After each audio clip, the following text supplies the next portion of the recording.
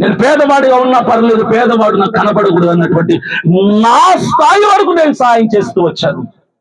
నాలాంటి వాడు మౌనం భరించి ఇక మౌనంగా ఉంటే పనివ్వదు, మనం బరిలోకి దిగాల్సిందే.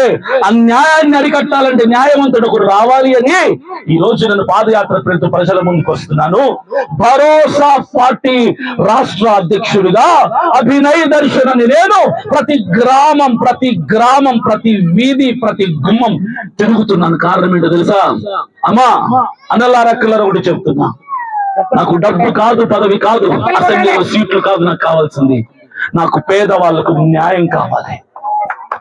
ప్రభుత్వం నుంచి అందాల్సిన పథకాలన్నీ కూడా సామాన్యులకు అందాలి. గ్రామస్తులందరూ కూడా అభివృద్ధి పదంలో అడుగులు వేయాలి.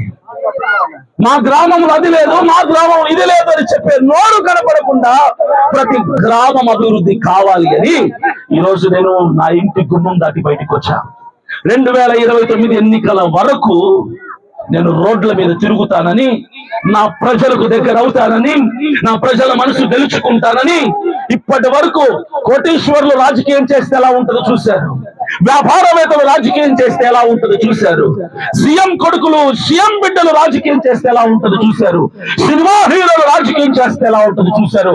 తొలిసారిగా రాష్ట్రంలో ఏమీ లేని ఒక మధ్య తరగతి కుటుంబానికి చెందిన ఒక సామాన్యుడు రాజకీయం చేస్తే ఎలా ఉంటుందో చరిత్రలో నేను చరిత్ర సృష్టించబోతున్నాను.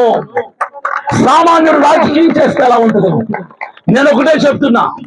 మీ అభిమాన పార్టీ నాయకుల దగ్గరికి వెళ్ళి మీకు సవాల్ చేస్తున్నా, ₹1 సవాల్ చేస్తున్నా.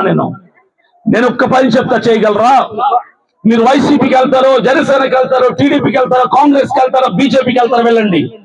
వచ్చే ఎన్నికల్లో ఒక ఎమ్మెల్యే టికెట్ సంపాదించగలరా? మీరు ఎవరైనా సంపాదించగలరు అన్నోళ్ళు చేతులు ఎత్తండి చూద్దాం. ఒక్క ఎమ్మెల్యే టికెట్ ఇస్తారా? మీకు ఇస్తారా? ఎవరన్నా చెప్పండి. తప్పు చెప్పారు మీరు. ఇస్తారు టికెట్ ఇస్తారన్నా, కానీ కొన్ని కండిషన్స్ ఉంటాయి. టికెట్ ఇవ్వాలంటే. ఒక ఎమ్మెల్యే టికెట్ ఒక అన్నకి ఇవ్వాలంటే 500 కోట్ల ఆస్తి ఉండాలన్న. మీకు ఎంత? 500 కోట్లు. ఒక ఎమ్మెల్యే టికెట్ ఇవ్వాలంటే, సినిమా టికెట్ 300 పెడితే వస్తుందేమో, ఎమ్మెల్యే టికెట్ కొనాలంటే 100 కోట్లు ఉండాలన్నా.